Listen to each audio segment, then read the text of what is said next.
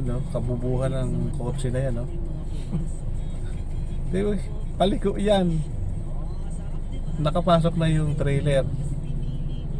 Tapos pinilit niya pa rin dito sa kaliwa. Pakaliwa yan no. O di naipit siya. Ayan, abala tuloy. Pero bisyo tuloy yung iniwan niya. Kaya hirap sa mga ganyang klaseng driver ano. Diba? Yung bang kala mo mauubusan ng kalsada. Ang laki-laki niya no. Pipilitin niya. O di pinirwisyo tayo.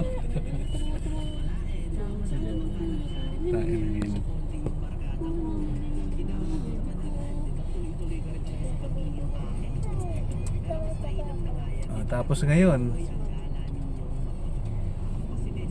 paglabas niya galit pa. Ayun. Sana makalusot dito tayo pa kanan para makaiwas tayo dito tayo dadaan sa may service road. Kaya lang kung puro ito pa kaliwa, kung alam nila yung mga lusutan dito, pwede silang kumanan dyan. Ipit talaga siya oh. Ayun oh. Ayun oh. Ala na no choice na siya. Kailangan talaga pilitin niya yun na makaalis siya dyan.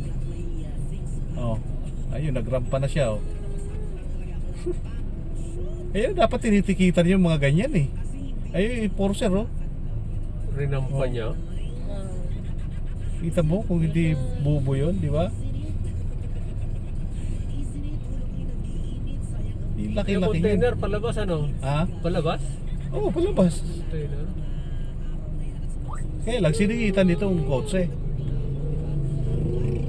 Ayun. Buti, napwersa umalis.